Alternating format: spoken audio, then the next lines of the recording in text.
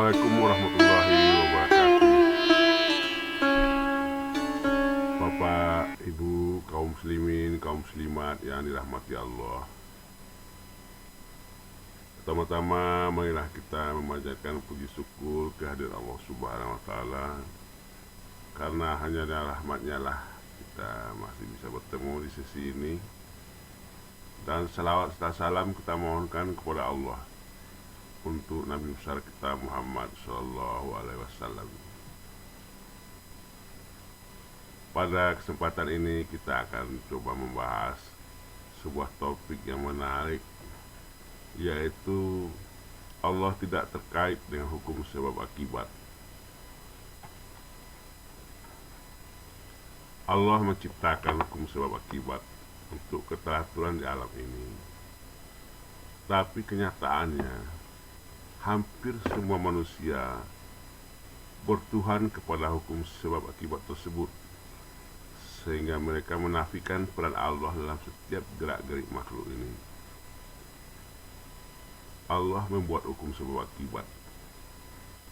Allah tidak terikat dengan hukum sebab akibat, karena hukum sebab akibat itu adalah ciptaannya sendiri. Tapi dalam kenyataannya seperti kita sampaikan tadi, orang-orang selalu mengaitkan apa saja dengan hukum sebab akibat. Karena hujan, banjir bukan karena Allah. Karena banjir penyebab hujan. Allah tidak ada dalam perhitungan ini. Ya, Allah sendiri yang menciptakan banjir dan hujan tidak dihitung sebagai kausal prima atau sebab penyebab awal yang membuat banjir itu sendiri. Contoh tadi hampir berlaku di setiap kejadian di alam ini dalam pandangan manusia. Dalam hal ini Allah telah mengingatkan kepada manusia untuk tidak bertuhan kepada hukum sebab akibat tersebut. Allah mencoba membuat kejadian-kejadian yang di luar hukum sebab akibat untuk mengingatkan manusia bahwa di sisinya, sisi Allah, tidak berlaku hukum itu. Sehingga janganlah bertuhan kepada hukum sebab akibat ini. Sebagai contoh mukjizat para nabi yang kita pelajari selama ini, cuma kejadian-kejadian yang menjadi mukjizat para nabi itu di luar logika manusia. Itu adalah contoh bahwa Allah mengingatkan, memperlihatkan kepada manusia bahwa tidak ada logika dalam di sisi Allah. Karomah para wali yang bisa berjalan di atas air kadang-kadang ada di banyak tempat di luar logika ilmiah, di luar logika empiris manusia. Inayah orang-orang yang beriman yang diberi Allah bisa menyembuhkan orang sakit yang sudah lama, yang di luar logika medik.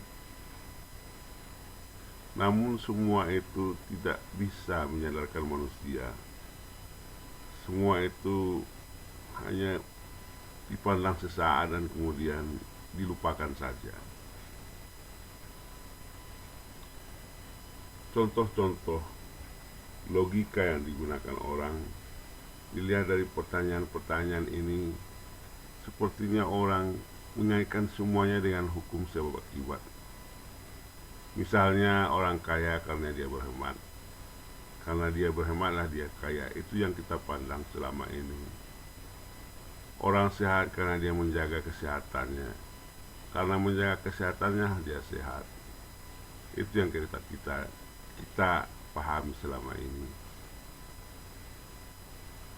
Karena belajar dia pintar. Karena hutan lebat digundul, banyak erosi sehingga terjadi banjir. Karena seorang berdoa sehingga kinanya dikabulkan Allah. Allah tersebab karena doanya. Karena dulu waktu berkuasa dia sombong, sehingga setelah dia tidak berkuasa lagi, dia tidak dihormati. Gara-gara itu dia tidak dihormati. Itu sebabnya yang dipahami selama ini.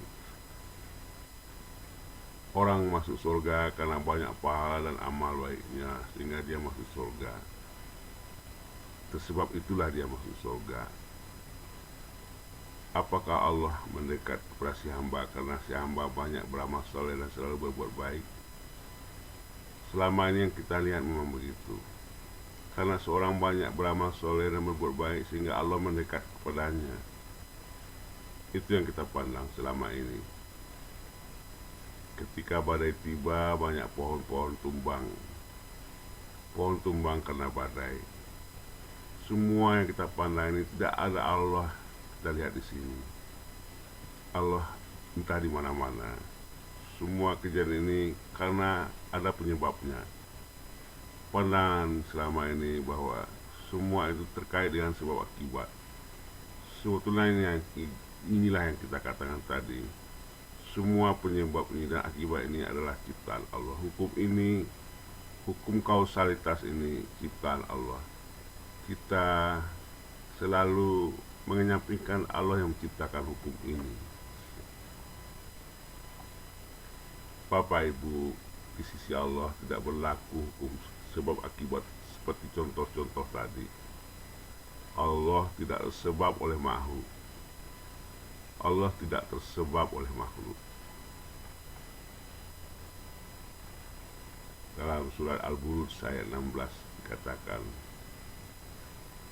Wa'alul limajid, Maha Kuasa Allah berbuat apa yang dikehendakinya. Kemudian di Al-Quran juga dikatakan, dan demikianlah kami menurunkan Al-Quran yang merupakan ayat-ayat yang nyata, bahwasanya Allah memberikan petunjuk kepada siapa yang dikehendakinya, bukan kepada orang yang rajin belajar atau rajin menimba ilmu atau yang mendoa minta petunjuk, bukan, tapi kepada siapa yang dikehendakinya. Kadang-kadang seorang perampok besar pun ketika dia memberi petunjuk, perampok itu mendapat hidayah. Dia memberi petunjuk hidayah kepada siapa yang dikehendakinya. Ini membuktikan bahwa tidak berlaku di sisinya hukum sebab akibat. Hukum sebab akibat biasanya dan memang harusnya orang menggunakan logikanya. Dengan logika orang bisa menelaah hukum sebab akibat ini, dan logika itu pasti menggunakan akal atau pikiran. Nah, ketika akal berfungsi, disinilah masalahnya, karena akal ini adalah kendaraan nafsu. Akal dan perasaan manusia adalah kendaraan yang paling dipakai oleh nafsu. Nafsu dikirim Allah. Dalam derajat amarah, nafsu amarah dan lawamah ini dikirim oleh Allah kepada kita untuk menjauhkan roh kita dari Allah. Nah, dengan menggunakan akal dan perasaan, manusia cenderung menjauh dari Allah dengan menggunakan logikanya. Semuanya harus masuk ke logikanya. Kalau tidak diterimanya. Allah pun tidak diterimanya. Banjir karena Allah, bukan karena erosi, bukan gundul. Pohon tumbang karena Allah, bukan karena badai. Itu menurut roh kita, tapi menurut nafsu tidak. Karena nafsu menggunakan akal dan ia senang seperti itu. Untuk itu dia dikirim untuk menjauhkan roh ini dari Allah. Maka ketika akal manusia mulai berfungsi dan perasaan yang mulai mendominasi, maka dia terjebak ke dalam hukum sebab akibat ini. Karena nafsu memang lebih senang kalau akal ini lebih berfungsi dan lebih kuat, sehingga dia pun makin kuat untuk menjauhkan kita dari Allah dengan menggunakan hukum sebab akibat ini. Dalam surat Ibrahim Allah berfirman, yang potongannya kita lihat, saya tebalkan ini. Allah menyesatkan siapa yang dia kehendaki dan memberi petunjuk kepada siapa yang dia kehendaki. Dan dialah Tuhan yang Maha Kuasa lagi Maha Bijaksana. Ini menjelaskan bahwa orang sesat, orang dapat hidayah bukan karena usahanya, bukan karena ulama, bukan karena gurunya, bukan karena pemahamannya, bukan karena ilmunya, tapi karena kehendak Allah. Jelas di surat surat Ibrahim ini jelas sekali. Dalam surat Yusuf ayat 56, kami bacakan potongan yang tebalkan ini. Kami melimpahkan rahmat kepada siapa yang kami kehendaki, bukan kepada siapa yang rajin berusaha, bukan kepada siapa yang malas berusaha, bukan kepada siapa yang dia berbuat baik atau dia berbuat buruk. Bukan karena itu, tapi karena kehendak kami, kata Allah. Karena kehendak Allah. Surat Al-Ra'd ayat 26 juga, Allah meluaskan rezeki dan menyempitkan rezeki bagi siapa yang dikehendaki Allah. Sama saja seperti tadi Bapak Ibu. Jadi dari ayat-ayat tadi jelas bahwa logika tidak berlaku lagi. Setiap gerak-gerik dan perbuatan makhluk 100% campur tangan Allah, kehendak Allah. Dan Allah tidak terikat dengan hukum sebab akibat ini. Surat As-Saffat 96 jelas-jelas mengatakan, Wallahu khalaqakum wa ma ta'malun. Allah menciptakan kamu dan apa yang kamu lakukan, apa yang kamu perbuat itu Allah yang menciptakan. Bagaimana kita mengaku-ngaku bahwa itu perbuatan kita? Karena kita rajin, kita jadi pintar, kita merasa kita yang rajin. Allah yang buat kita rajin. Jadi semuanya Allah lah. Allah lah yang membuat kita rajin, dan Allah juga yang mengkehendaki kita pintar.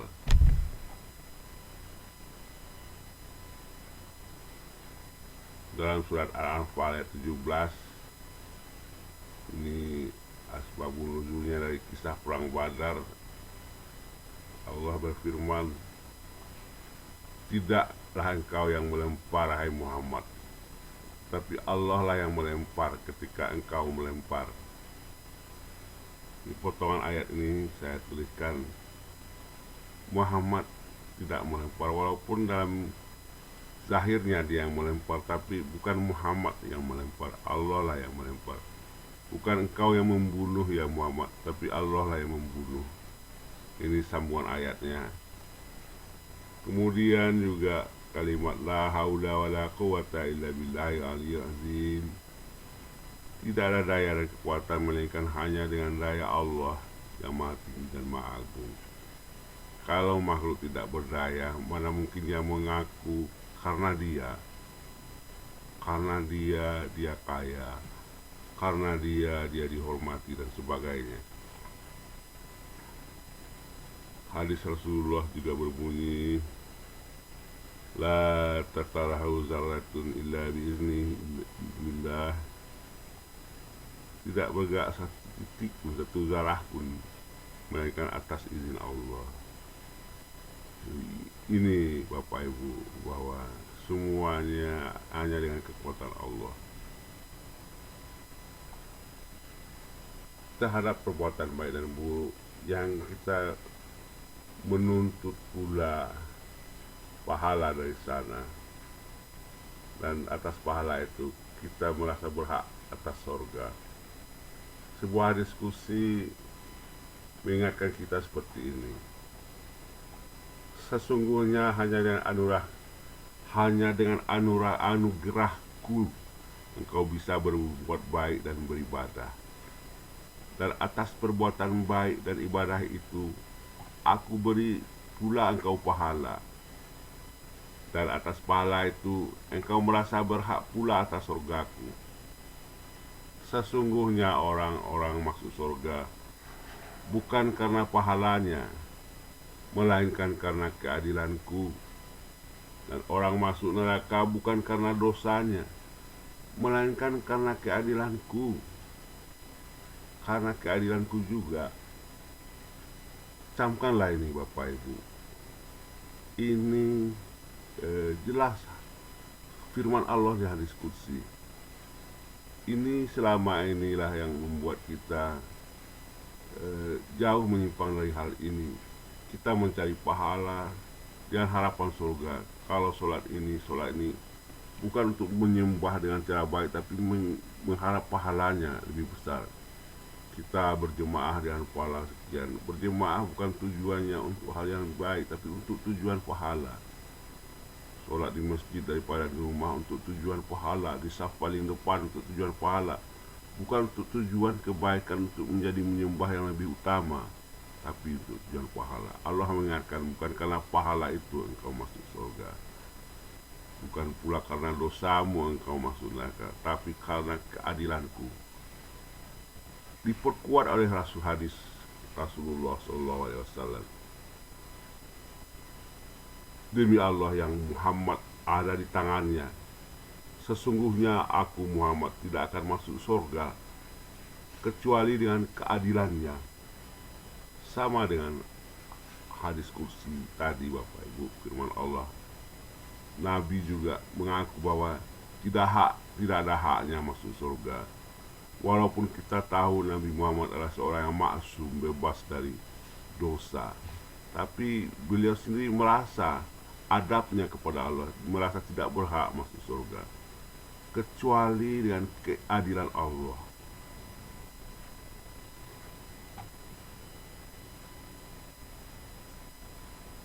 Bapak Ibu, sesuai dengan penjelasan kita sebelum ini, bahwa hukum sebab akibat selalu menggunakan logika dan ujung-ujungnya adalah menggunakan akal, dan akal ini adalah kendaraan nafsu. Apakah pohon tumbang karena badai? Ini menurut nafsu, tadi sudah kita jelaskan. Tidak Bapak Ibu, pohon tumbang Allah yang menumbangkan. Menurut yang sebenarnya Allah yang menumbangkan. Lalu penyebab badai tadi Allah yang menciptakan. Ini harus kita telaah lebih lanjut. Pohon tumbang dan badai, Allah lebih dahulu menghendaki pohon itu tumbang. Penetapan pohon tumbang itu lebih dahulu daripada badai. Badai dibuat untuk mewujudkan pohon tumbang, untuk mewujudkan takdirnya. Dibuatlah takdir berikutnya, itu badai. Badai diciptakan agar adanya pohon tumbang. Semua ini Allah yang membuat, skenario Allah. Bagi contoh yang lain, orang menjadi kaya karena Allah yang membuat dia kaya. Mana yang duluan dia kaya daripada dia berhemat? Lebih dahulu Allah menetapkan dia kaya. Lebih dahulu dia menetapkan seorang itu kaya, baru dibuatnya orang itu berhemat. Bukan karena berhemat dia kaya, tapi karena Allah yang menetapkan dia kaya sebelum lebih dahulu. Allah menetapkan dia kaya.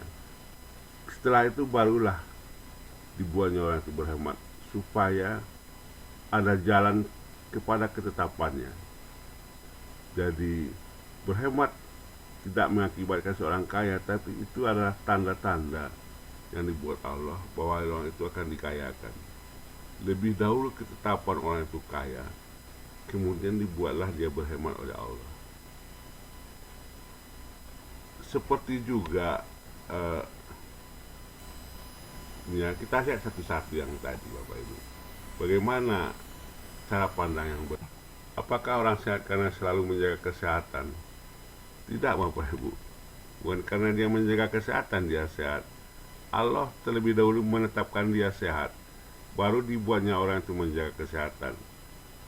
Tapi orang itu merasa dia menjaga kesehatan, gara-gara dia menjaga kesehatan, dia merasa dia sehat. Sebetulnya lebih dahulu Allah menetapkan dia sehat, baru dibuatnya orang itu berperilaku menjaga kesehatan. Terbalik logika ini dibalikkan. Itulah yang sebenarnya. Apakah orang pintar karena dia rajin belajar? Bukan Bapak Ibu. Allah menetapkan dia pintar, dan karena itu Allah membuat dia rajin belajar. Dia rajin belajar, Allah yang membuat dia rajin belajar. Terbalik, bukan karena dia belajar, dia rajin belajar, karena itu dia pintar. Tidak.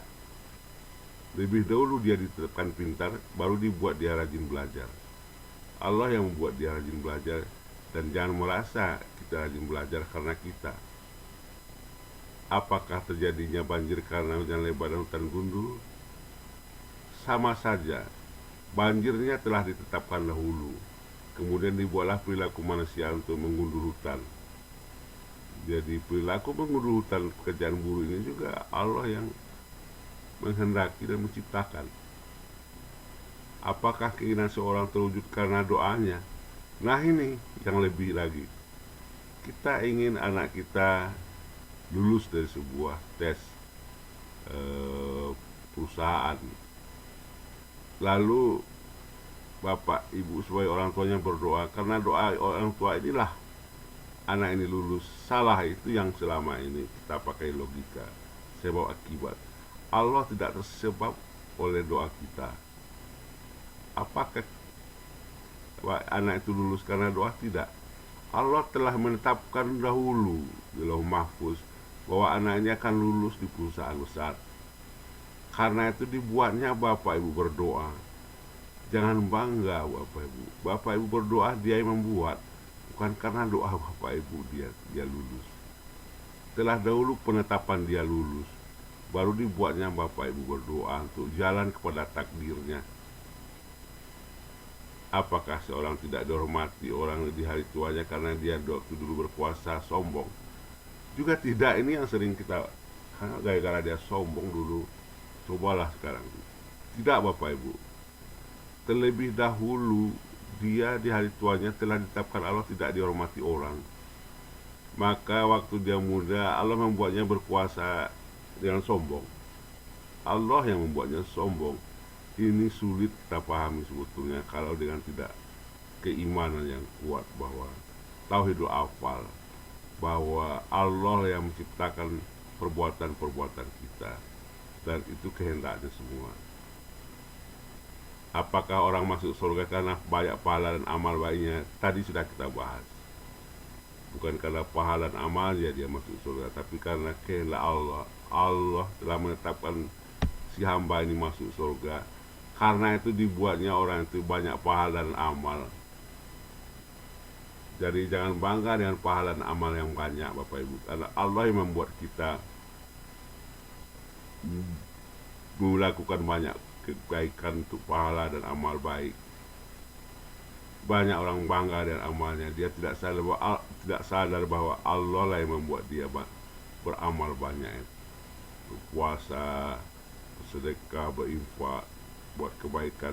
Semua ini tidak ada yang bisa kita banggakan, karena Allah lah yang membuat kita seperti itu. Ini juga kita selama ini beranggapan bahwa dengan kita berbuat amal baik dan beramal soleh, beribadah, berbuat baik, semua kebaikan, semua pahala, puasa, zakat, semuanya kita lakukan lebih wajib dan sunat semua. Karena itu kita merasa Allah mendekat kepada kita. Ini yang harus kita luruskan lagi akidah ini, bahwa Allah tidak tersebab karena amal-amal kita. Jangan membanggakan amal-amal kebaikan ini, karena lebih dahulu Allah berkehendak mendekat ke kita, baru kita dibuatnya layak dekat kepadanya. Lebih dahulu Allah berkehendak mendekat kepada kita, baru dibuatnya si hamba layak untuk mendekat kepadanya dengan cara beramal soleh, berbuat baik, hatinya dibersihkan, sehingga si hamba layak dekat kepadanya. Allah lah yang dulu berkehendak mendekat kepada hamba, bukan karena hamba. Allah yang berkehendak mendekat kepada hamba. Ketika hamba ingin mendekatinya, si hamba dibuatnya layak dekat dengannya, dengan cara hatinya dibaikkan, amalnya dibanyakkan, dibuatnya hamba itu berbuat baik dan beramal banyak. Jangan bangga Bapak Ibu dan amal soleh dan berbuat baik yang banyak ini, merasa menjadi ahli ibadah dan sebagainya. Allah yang membuat Anda seperti itu, karena Dia telah berkehendak mendekat kepada si hamba ini. Sekali lagi, semua logika harus dibalikkan, dan dengan membalikkan ini tampaklah bahwa semuanya adalah peran Allah. Itulah pemahaman yang benar, dan itulah orang-orang yang mengenal kepada Allah, bahwa Allah lah yang menciptakan logika ini. Dan jangan terjebak ke sini sehingga kita merasa kita membangga-banggakan amal kita karena makhluk Allah kemudian membuat keputusan. Bukan Bapak Ibu, keputusan Allah mendahului semua perbuatan makhluk. Di sisi Allah tidak berlaku hukum sebab akibat. Allah tidak tersebab oleh sesuatu. Inilah pemahaman yang benar. Bapak Ibu, semoga penjelasan ini bermanfaat adanya. Wabillahi taufik wal hidayah. Wassalamualaikum warahmatullahi wabarakatuh.